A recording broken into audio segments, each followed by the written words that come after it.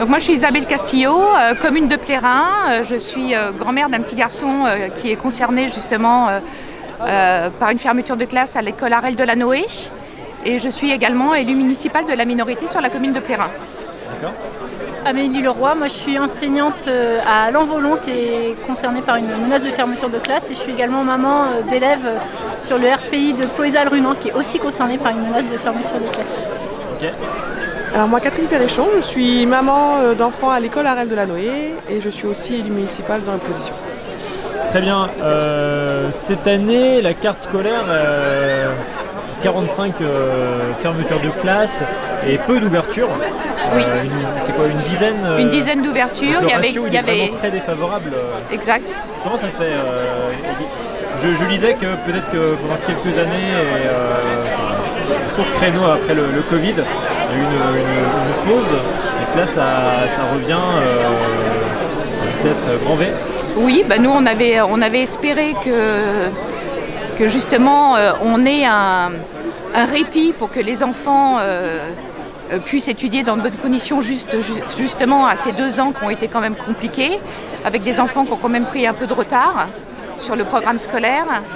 Mais là, effectivement, il y a énormément de fermetures, en tout cas pour notre département, mais je pense que c'est dans les autres départements de la Bretagne aussi. Je crois qu'en tout, il y a 60 fermetures partout en France.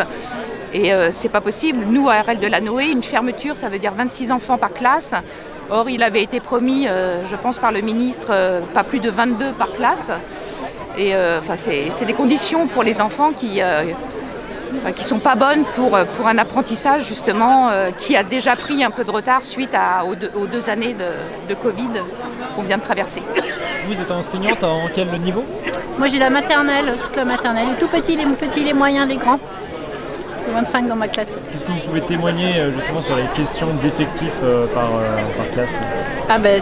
Plus il y a d'enfants par classe, plus c'est difficile. Et il y a des chiffres qui sont complètement aberrants. En fait, le ministère de l'Éducation nationale a sorti une étude qui compare les systèmes éducatifs en Europe. Donc c'est l'étude, elle date de 2022. Et donc c'est des chiffres de l'Éducation nationale. Et notamment, il y a un paragraphe qui compare les effectifs en Europe. Et en Europe, en moyenne par classe, il y a 12,2 enfants en maternelle, et en France on est à 24,7, un truc comme ça, ou 23,7 en fait.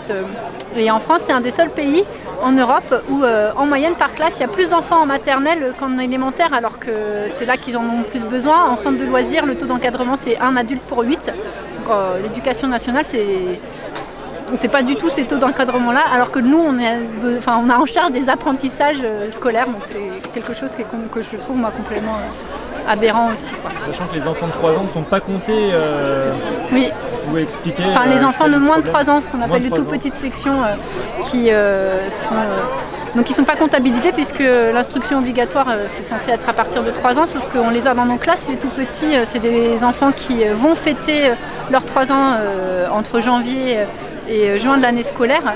Et c'est des petits qui ont encore plus besoin de l'attention de l'adulte, et pour autant ils ne comptent pas dans les effectifs. Moi dans ma classe j'en ai 5, ma collègue à Lanvolon elle en a 7 ou 8. Et c'est des enfants qui en termes de langage, c'est des petits, donc ils ne savent pas trop encore s'exprimer. On a vraiment besoin d'être auprès d'eux, ils ne sont pas toujours propres.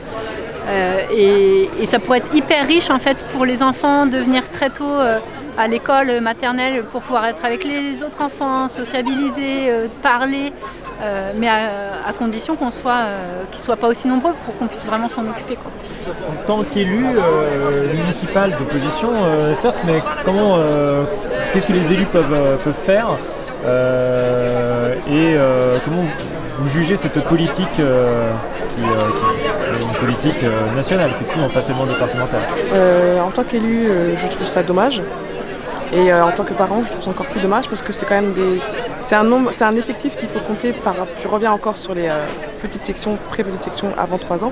Ils sont au bout des portes. Ça veut dire que si on ferme une classe, ça va être plus compliqué de rouvrir une classe, plutôt que de conserver justement ces classes-là pour qu'il y ait au fur et à mesure moins d'élèves en classe. Donc la prise en charge sera beaucoup plus facile pour les adultes qui les encadreront. Donc du coup, ce serait dommage de fermer ces classes, alors que ces enfants-là, dans le primaire, c'est le principal. C'est là où ils apprennent le plus, maternelle, élémentaire. Pour le collège, ça va être... ce serait dommage de perdre ça. Vous avez créé un collectif, vous participez à un collectif de 45... Qui regroupe 45 communes. 45 sur les communes. 47, il y en a 2 qui sont restées quand même ouvertes. Donc on a fait un collectif qui regroupe 45 communes. Pour l'instant, il y en a 30, même un peu plus, parce qu'en fait, c'est vrai que là, on parle des fermetures, mais il y a aussi les écoles qui ont demandé des ouvertures et qui n'ont pas d'ouverture. Il y avait le témoignage à notre dernière réunion d'une école à Mélionnec. Ils sont 2 classes et à la rentrée prochaine, ils sont à 29 dans chacune des classes et il y a eu un refus d'ouverture. Donc c'est aussi ça, c'est vraiment lutter pour l'annulation des fermetures et pour l'ouverture de toutes les classes nécessaires là où il y a besoin. Parce que le risque dans ces cartes scolaires, on le voit à peu près chaque année, en fait, c'est que chaque commune soit mise en concurrence avec les autres.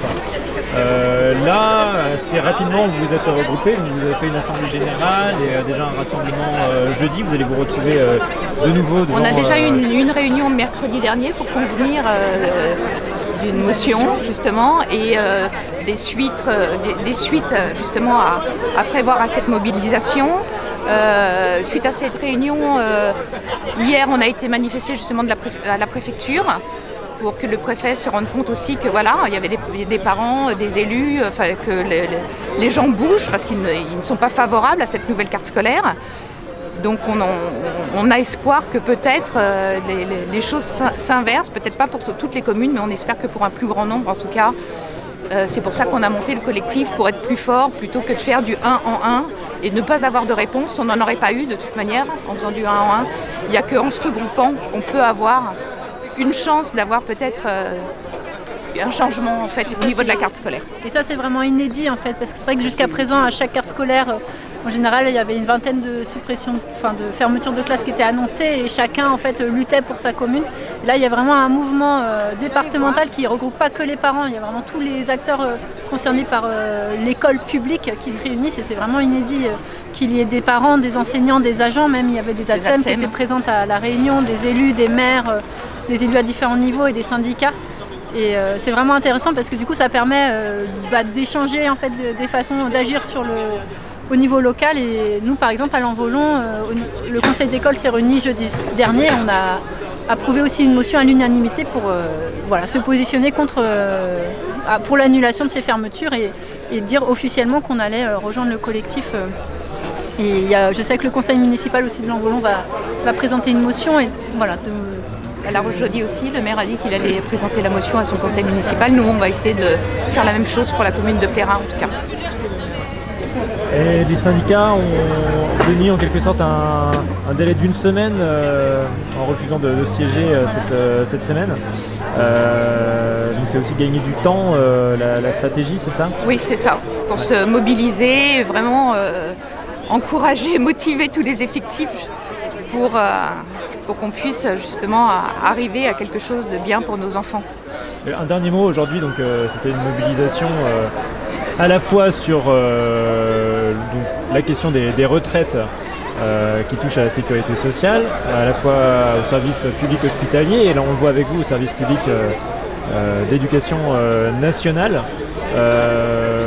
En quoi tout simplement pour vous tout ça c'est lié et comment certains parlent de faire se rejoindre les luttes. Quel est votre point de vue sur ça ? Je ne sais pas du tout.